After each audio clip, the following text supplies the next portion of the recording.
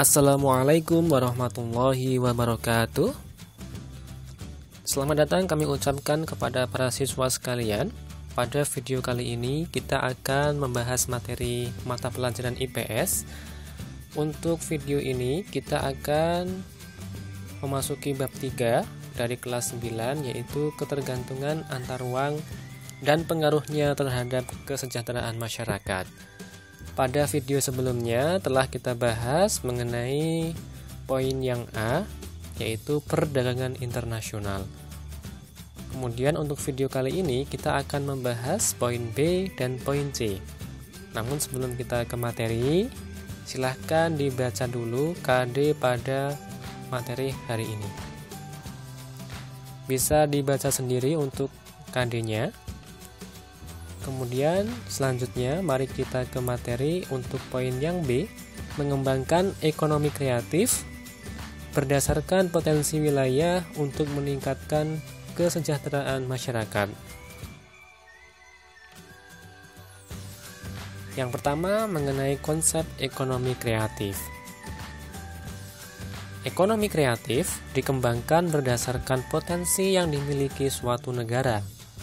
Ekonomi kreatif dari berbagai daerah mampu mendongkrak kegiatan ekonomi lokal dan diharapkan mampu menembus pasar internasional. Ekonomi kreatif ini dapat tumbuh dari kekuatan ide yang luar biasa dituangkan dalam aktivitas industri kreatif, dan sebagian besar tenaga kerja berada pada sektor jasa atau menghasilkan produk abstrak seperti data, software, berita, hiburan, periklanan, dan lain-lain. Jumlah penduduk yang banyak dan potensi sumber daya budaya yang beraneka ragam dapat dijadikan sebagai modal untuk mengembangkan industri kreatif ini. Selanjutnya, ekonomi kreatif dapat menghasilkan barang yang murah dan berkualitas sehingga mampu menciptakan persaingan antar negara. Persaingan dapat meningkatkan keunggulan ekonomi suatu bangsa. Banyak pusat keunggulan ekonomi di Indonesia di berbagai daerah yang memberikan pengaruh bagi kehidupan masyarakat. Pengaruh keunggulan antara lain terjadinya migrasi penduduk, berdirinya lembaga sosial ekonomi demi pemenuhan kebutuhan masyarakat, dan tersedianya kesempatan kerja serta meningkatnya kualitas pendidikan. Itulah mengenai konsep ekonomi kreatif. Selanjutnya, upaya meningkatkan ekonomi kreatif. Kementerian Perdagangan telah melakukan berbagai upaya untuk mengembangkan ekonomi kreatif untuk mewujudkan strategi pemerintah dengan langkah-langkah sebagai berikut. Yang pertama, pengembangan database ekonomi kreatif Indonesia yang didukung dengan teknologi informasi. Kemudian yang kedua, peningkatan penggunaan teknologi melalui program kemitraan. Yang ketiga, Pekan Produk Kreatif Indonesia atau PPKI. Selanjutnya ada Festival Ekonomi Kreatif, ada Wahana Kreatif, kemudian peningkatan jangkauan dan efektivitas pemasaran, riset ekonomi kreatif, dan fasilitas pemberian insentif yang mendukung inovasi. Selanjutnya juga dilakukan fasilitasi kegiatan yang mendorong lahirnya insan kreatif dan entrepreneur kreatif baru. Kemudian ada juga kegiatan fasilitasi kegiatan yang mendorong lahirnya insan kreatif dan entrepreneur kreatif baru, serta penciptaan identitas lokal daerah tingkat 1 dan 2, serta identitas nasional. Itulah berbagai upaya dari pemerintah untuk mengembangkan dan meningkatkan ekonomi kreatif di Indonesia.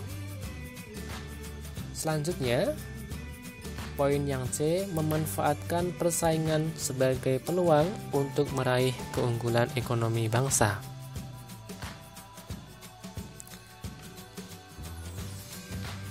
Keunggulan mutlak terjadi apabila suatu negara dapat menghasilkan komoditi-komoditi tertentu dengan lebih efisien dibandingkan dengan negara lain. Keuntungan mutlak adalah keuntungan yang diperoleh negara karena negara tersebut mampu memproduksi barang dengan biaya murah dibandingkan dengan negara lain. Menurut David Ricardo, perdagangan internasional terjadi apabila ada perbedaan keunggulan komparatif. Keunggulan menyatakan bahwa suatu negara mampu menghasilkan barang dan jasa banyak dengan biaya murah daripada negara lain. Artinya, suatu negara itu dinyatakan unggul apabila mampu menghasilkan barang yang lebih banyak dengan biaya yang lebih murah. Sebagai contoh, di Indonesia mampu memproduksi kopi atau sawit secara murah, tetapi tidak memproduksi timah seperti halnya Malaysia yang bisa memproduksi timah dengan murah. Ini artinya Indonesia memiliki keunggulan komparatif dalam memproduksi kopi atau sawit, dan Malaysia memiliki keunggulan komparatif dalam memproduksi timah. Keunggulan komparatif yaitu dapat meningkatkan standar kehidupan dan pendapatannya jika negara tersebut melakukan spesialisasi produksi barang atau jasa yang memiliki produktivitas dan efisiensi tinggi. Dengan begitu, adanya perbedaan dari keunggulan suatu negara dapat menghasilkan keuntungan di negara tersebut. Artinya, bisa memanfaatkan persaingan sebagai peluang untuk meraih keunggulan ekonomi suatu negara. Mungkin itu saja untuk pertemuan kali ini. Apabila ada kesalahan, mohon dimaafkan. Wassalamualaikum warahmatullahi wabarakatuh.